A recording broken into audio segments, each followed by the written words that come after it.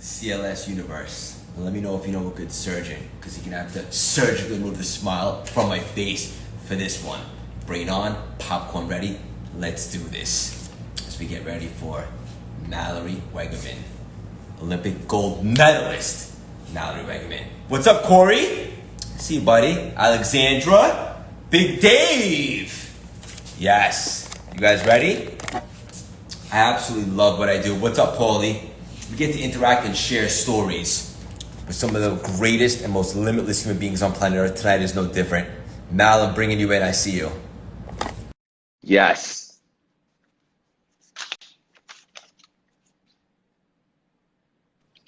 Yeah, there she is. How are you? I'm doing great. I'm so excited for tonight. How you doing? I'm doing wonderful. Thank you. First and foremost, congratulations. Thank you so much. Oh my gosh, it's crazy. Games number 3. I'm like, how am I old enough to have done this 3 times over? First of all, but also a little kudos to my body to hold up for the past 13 years. So I'm jazzed to be able to represent Team USA in Tokyo this summer. How are you doing? I'm doing phenomenal. Our episode on the CLS experience broke records. We had 25,000 downloads just last night before we even were posting about it. I'm not surprised. Everybody loves you. The CLS audience is super engaging and loyal, and they brought their questions here tonight, so we're ready for you. Oh, I'm so excited and so happy to hear that. And also, real quickly, before I dive into it, I want to give you the intro that you deserve. Mal, you talk about your body holding up. Let's be serious. Is there even a doubt that you might even end up swimming at a 4th Olympic Games? No. I'm for sure. I've already said I am mentally committing myself through LA 2028, assuming all goes well and my body lets me do it. But I'm also trying to step back and say, okay, let me enjoy this one first, because we fought for 5 years to get here. Fair enough. Definitely can appreciate that. For my audience, in case they live on the rock and they're not familiar with you, let me give you the intro that you deserve. Tonight we have a very special treat. As you heard on the CLS Experience episode, she is an ESPY winner, author, speaker, most inspirational human being that I've come across in quite some time, Olympic gold medalist. And she's just an awesome human being. And I absolutely love her. And I can't wait to share her stories with you guys tonight. Mallory Weggemann. How you doing, Mal? I'm doing great. Thanks so much for having me. I'm excited to be with all of you guys and to be able to have a moment to connect with you again. Yeah, and everyone loving the episode, and we appreciate you getting so vulnerable and raw, and I think that's what people find the most relatable. And right off the bat, I want to ask you, because I'm going to ask a couple different questions that we spoke about on the podcast. In regards to the training, especially now, like, you know, when it's really a grind and you're getting ready for the Olympics, which is the most competitive stage there is on the planet, how important is it, Mal, for the mental training compared to, obviously, the physicality of the sport and so forth? The mental side of this is so important. And I think at this stage, especially, right? I leave Minnesota in 6.5 weeks to make my way to Tokyo for these games. And these next 6.5 weeks, it's safe to say that at this point, my body's ready. I mean, yes, I'm going to keep training hard. I'm going to keep seeing what gains I can make. But the biggest difference at this point is keeping your head on your shoulders and keeping that mental focus while also keeping emotionally kind of at ease and at peace, if you will. And so I'm so excited for this part of the journey, because it really is the fine tuning. It's taking the 5 years of work that you've put in to get to this point and allowing yourself to stay mentally present and grounded in the moment that you're in each day as you head into training. Because when you get behind those starting blocks, let's be honest, the other 7 women that are on either side of you and alongside you, they've also put the work in. And when it comes time for that race, it truly is about who's strongest, not physically, but mentally. I love all of this. This is hitting my soul, and I know the audience is going to find so much value in this. And I'll be straight up with you, Mel. I'm not a professional athlete by any means, but a couple of years back, I started running marathons, and I got really into them. And I remember going into the first one in 2019, the New York City Marathon.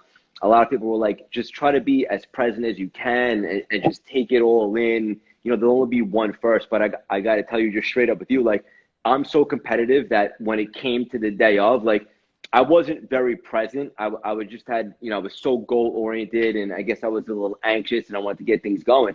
But on my fourth marathon, which I ran later that year in Philadelphia, I felt like I was playing with the house's money a little bit. I was much more relaxed, and that I ended up performing better and so forth. So I wanted to ask you, now that you've been here, you know, this is going to be your third time and so forth. Obviously, there's always pressure because you want to perform, and I know that you're very ambitious and so forth. But do you feel a little bit more at ease since you've been here before?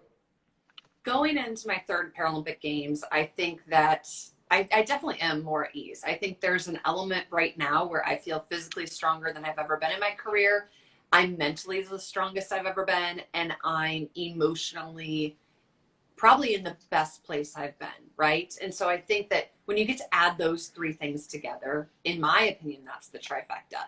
And I've never had the luxury of racing at a Paralympic Games hitting all three of those at the same time. And so going into Tokyo, knowing I get all three of those in line, I'm so excited for that. And these games in particular, I think we're being forced to stay in the moment because there's been so much uncertainty and so much change in our world these past 18 months. And as many of you know, these games are happening a year later than they would have originally happened because of the pandemic and all that has gone on with COVID-19. And so we as athletes, as we kind of get into this moment, I think we're all of that mindset that this is an opportunity. I mean, we thought sports was invincible, and then 2020 happened and we realized sports isn't invincible. It can stop just like the rest of the world.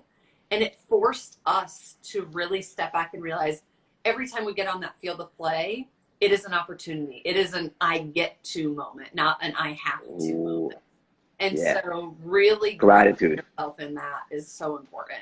Yeah, and that philosophy, that mantra is not only important for the Olympics and so forth, but really for everything in life. Once you change your perspective, like I get to, right? Like I get to go to the gym today, or I get to see my family, whatever the case may be. It really changes your whole perception. And I appreciate you saying that. And it's so true. Like the last 18 months, I can't even believe it's been 18 months. But, you know, sometimes we take things for granted because they're always there and we're used to them. But even something as sports, like it's such an outlet. Like I love to watch sports. I know the whole world does too. And obviously competing and so forth. So it's so good to be back. It's so important. And also I wanted to ask you, because this kind of like segues into the next question that I wanted. You always talk about like the power of community and support. I know you're a big advocate in that. How important is that to surround yourself with the right people and to really, even at times, rely upon your community? Yeah, you know, I think community is a game changer. The people in which we surround ourselves with are fundamental in who we are as individuals, right? And so at this stage, I feel beyond fortunate for the community that I have in my corner. I've got an incredible husband who's been by my side for every ounce of this fight. I've got a remarkable coach who has been with me on this journey for the past, well, since 2014, but he was also my high school swim coach when I was a swimmer prior to my injury. So I've known my coach for a majority of my life. And then I've got my parents and my sisters and my in-laws, my strength coach. I mean, the list literally goes on. And then I'm also wrapped in this greater community that is Team USA, which is probably one of the most humbling things to say. You are a member of Team USA. And I think with that, it's just understanding that in these moments that feel potentially overwhelming, whatever it is in life, you know, for me going into a games and those moments where it gets a little nerve wracking and there's that element of pressure that comes with it, stopping and looking around and realizing that that community that's wrapped around you, they're there in support of you. And I think that that's really important. Like if you're surrounding yourself with the right people, they're not there because of what you can accomplish. They're there because of who you are. And I think that's so crucial to this. And knowing that whatever happens in Tokyo, my community is going to be there for me all the same when I come home. And having that support and that love and that understanding that the power of community truly does have the strength to carry us through any moment we find ourselves facing. That's really what it's all about. Yeah, that's deep, and it's so true. And like even when I built my CLS brand over the last year, like relying upon a good team, like, and it's always been hard for me to really trust people, but I've surrounded myself with people now that like the ride or dies type, and like when they support you, like it elevates your confidence and performance. Like Obviously, you're going to perform and do whatever that you can as an individual, as Mal, as Craig. But when other people believe in you, and like, you know, if God forbid you did fall, they're there to pick you up. It really makes such a difference. I love this. It certainly does. Community is everything. 100%. Recently, I saw you say something, and you have a way of always getting me so emotional. And one of the reasons why I love our connection, you said something along the lines of this. You're racing for the younger version of Mallory who took a chance and chose to fight.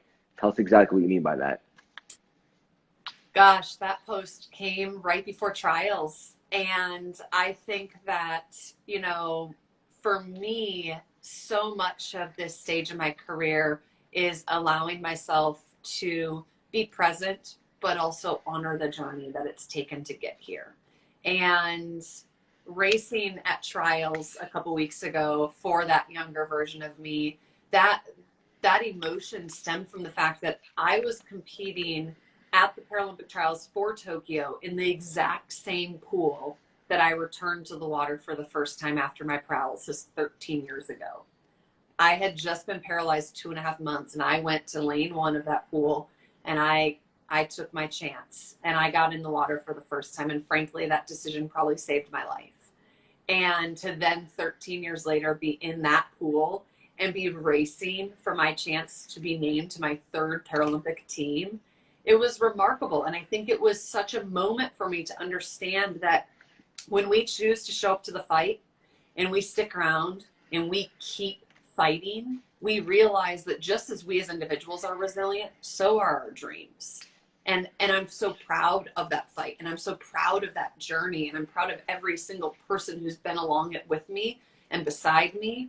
And I'm proud of 18-year-old me who chose to lean into what was such an enormous fear in my life at that point and give my future self a chance at a time where my life was filled with so much fear and uncertainty. Yeah, I love this so much. And I know this is going to be so valuable for the audience. They're going to get so much out of this. And also, you talk about like the power of chasing a dream to get you out of some of the darkest days. And it's kind of like just what you talk about. Like at that moment, at that time, like your life could have gone in one of 2 directions, right? Like you could have went down another road and obviously, you know, victim mentality and stuff like that, or you could have chose to fight and chasing a dream, and look how much you've accomplished and where you're going now. It's so important for everybody, no matter what they're going through, to have some sort of dream or something to chase, something that they're passionate about every day that they wake up, right? Yeah, so true. And I think that is, it really gives us that strength within to navigate through those challenging moments, because we're all going to face them. I mean, let's be honest, that's life. We've had them these past 18 months, and many of us have had them long before these past 18 months. And I hate to be the bearer of bad news, but we're going to have them in the future. That's just how this game goes. And I think understanding that in those, we have a few opportunities. We have the opportunity to grow through it and to become stronger as a result of what we're navigating. We also have the opportunity to lean into who we're becoming as a part of that process, while also rediscovering who we've been all along, right? Like people say all the time, oh, I don't know if I'd have the strength to get through that. And it's like, but you do. You just maybe don't know you do yet because you haven't had to harness it, but you have it. We all have it. We just maybe haven't experienced those moments that force us to pull that out of ourselves. 100%. I love this. And another thing I saw that you said that really struck a chord with me is our now doesn't have to be what's to come. Something along those lines, right? It is. How did you word that now? I said our now doesn't define what's to come. And I think that is such a grounding understanding when we are finding ourselves in the depths, when we feel stuck, when we're struggling and we feel like we're spinning out, realizing that right now does not define what's to come. And I think in those moments we get lost in this game of comparison. We look to our left and to our right and to what's in front of us, and we see what everyone else is doing, and we think that that's a reflection of what we should be doing. But everybody's journey is different, and the rate at which that journey unfolds is also different. And so finding the strength to say, you know what, this is where I am right now, and maybe it's not where I want to be. Maybe it's at a slower pace than I wanted it to go.